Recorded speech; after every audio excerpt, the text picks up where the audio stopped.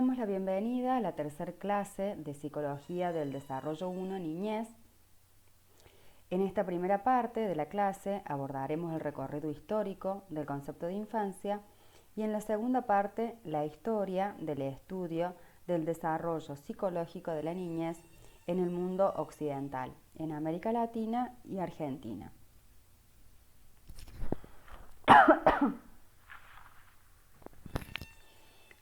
Compartimos la idea de que el concepto de infancia es una construcción social que se presenta de una manera diferente en cada momento histórico.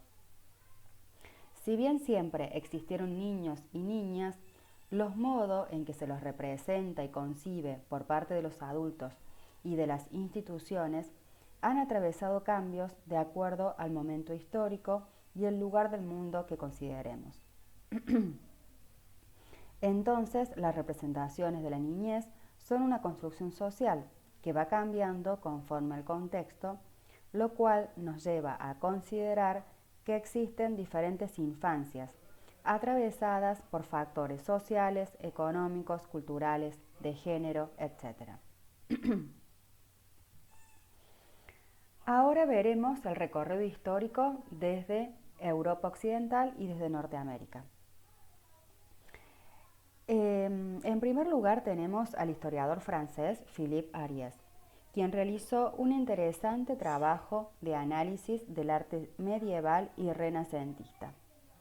Este autor sostiene que es hasta el siglo XIII que los niños no tienen rasgos propios y recién desde el siglo XVII hay una separación radical entre niños y adultos. Y también en este siglo aparecen los internados para niños. Por otro lado, el historiador estadounidense Lloyd de Moss cuestiona la posición de Ariès, quien sostiene que la infancia fue inventada años más tarde, entre fines del siglo XVII e inicios del siglo XVIII.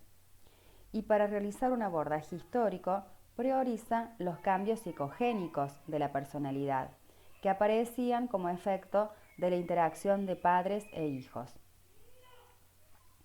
Además, distingue 6 etapas en el proceso de modificación histórica de la manera de concebir a la niñez, de acuerdo a las prácticas de crianza. Es así que una primera etapa sería el infanticidio, luego el abandono, ambivalencia, intrusión, socialización y por último la etapa de ayuda. ¿Qué sucede en Argentina? En Argentina tenemos dos historiadores, filósofos, docentes de la Universidad de Buenos Aires. Por un lado está Sandra Carli, quien propone que para analizar cómo se configura la niñez hay que posicionarla en función y en relación con un contexto histórico determinado que la constituye en un entramado de tensiones, disputas y hegemonías. Por otro lado, tenemos a Ignacio Leuckovis, quien señala que la infancia como institución, como representación, es producto de instituciones modernas y básicamente estatales, que se ocupan de producir ciudadanos. Muy bien, ahora vamos a poner la lupa en Argentina, a mediados del siglo XIX. Nos vamos a remontar y pensar cómo se concebía a la infancia en esa época. En esa época, y bueno, ahora podríamos decir que todavía siguen esos matices, se la consideraba de manera diferenciada.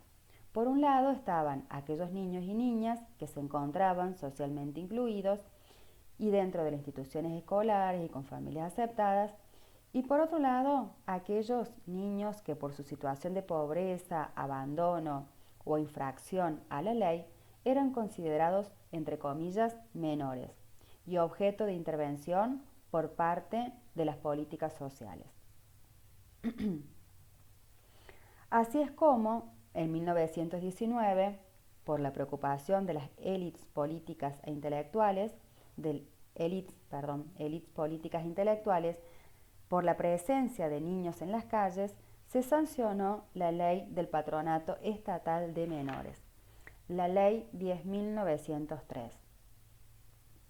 El patronato de menores constituyó el principal modelo de intervención en la Argentina del siglo XX y fue el modo de dar una respuesta focalizada a la infancia en peligro material o abandono material.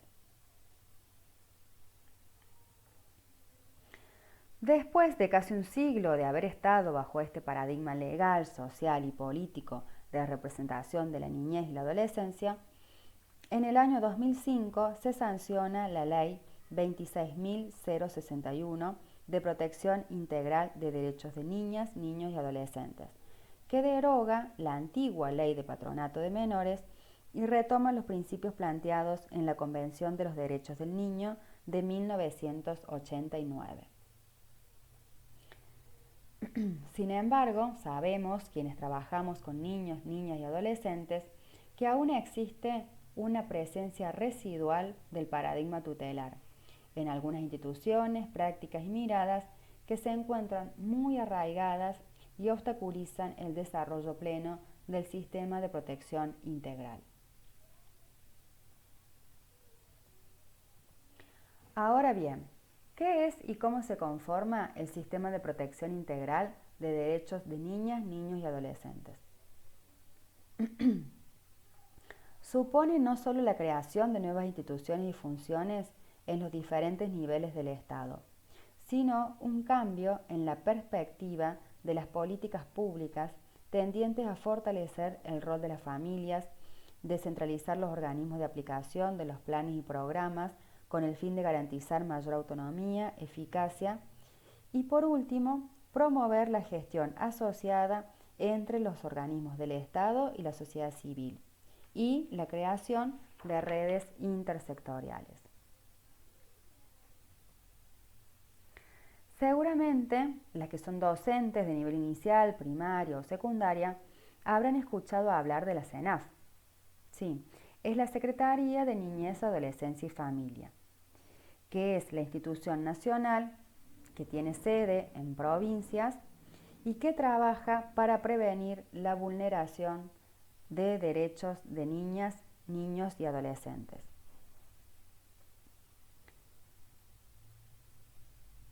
Seguramente, como futuras profesionales de psicopedagogía, psicomotricidad y pedagogía social, van a necesitar articular o van a tener posibilidades de trabajar en algunos de sus programas.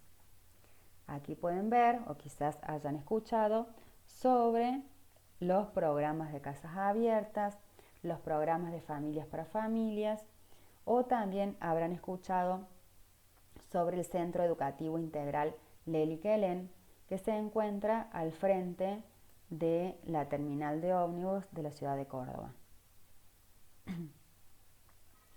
Bueno, entonces, hasta aquí hemos visto cómo fue representado el concepto de infancia en el contexto occidental y en Argentina.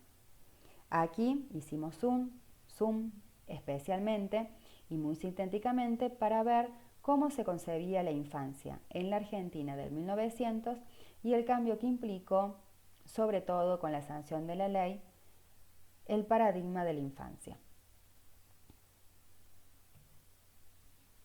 Ahora nos preguntamos entonces, ¿cómo es la historia de la psicología del desarrollo de la niñez?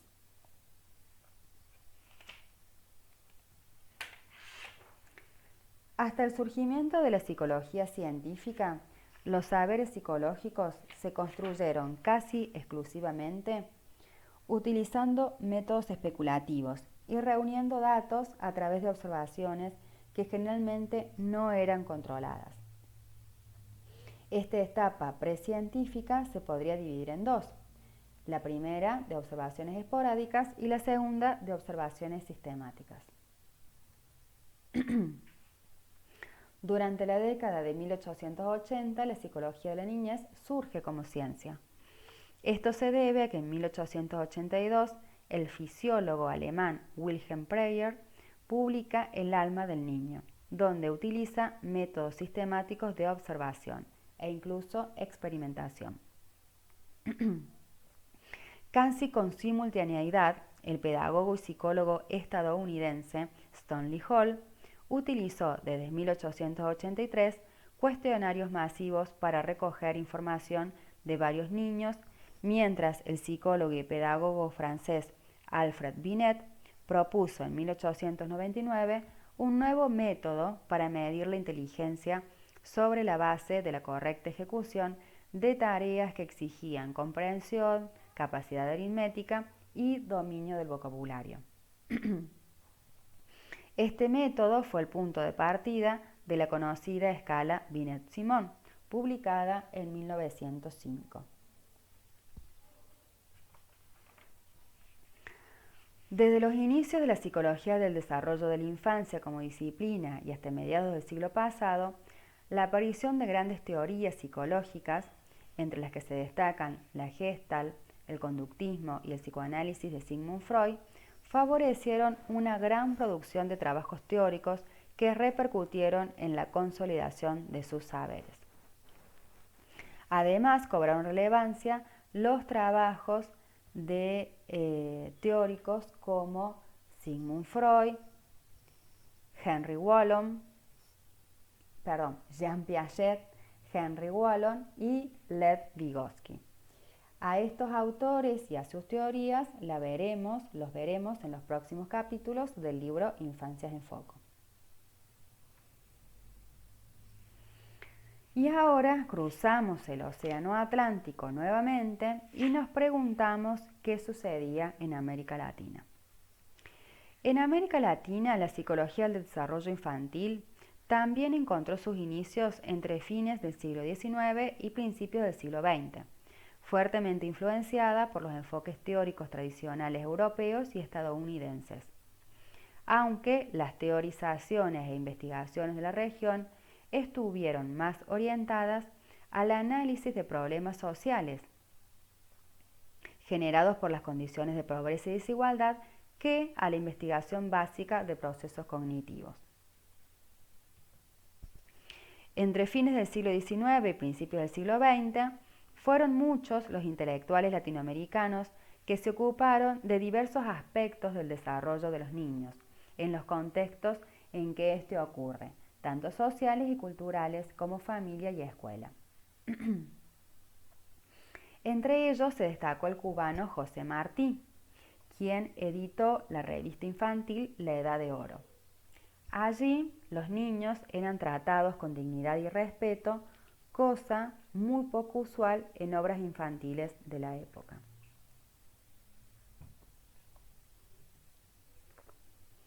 Según una investigación de unos colombianos, las áreas temáticas de la psicología del desarrollo que predominaron desde 1969 hasta el año 2006 tuvieron que ver con temas como dificultades en el desarrollo del aprendizaje, desarrollo cognitivo y reflexiones teóricas. También en estas investigaciones, estos colombianos concluyen que los aportes teóricos más importantes se refieren al desarrollo físico, al desarrollo cognitivo, al desarrollo socioemocional y del lenguaje. Y también concluyen que el psicólogo o epistemólogo más influyente y más destacado en los desarrollos fue Jean Piaget, el precursor de la teoría psicogenética, que vuelvo a repetir, veremos en los capítulos siguientes de Infancias en Foco. Nuevamente nos vamos a enfocar en Argentina. ¿Qué pasó con la psicología del desarrollo infantil? Recordemos que el contexto sociopolítico era la constitución del Estado-Nación entre fines del siglo XIX y las primeras décadas del siglo XX. Para ello les trajimos un extracto del video de la excursión de Zamba con Sarmiento para contarnos cuáles eran las ideas que tenían los unitarios y los federales y las ideas del Estado-Nación específicamente, y también la ideología de Domingo Faustino Sarmiento.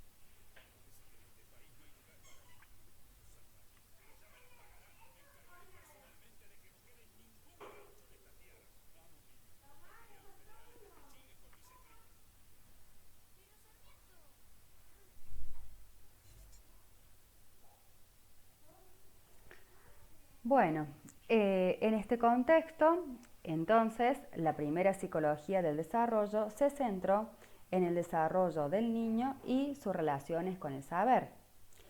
Recordemos que la sanción de la ley 1420 en 1884 estableció la instrucción primaria obligatoria y gratuita. Por lo tanto, el interés en la infancia estaba enfocado en esa área.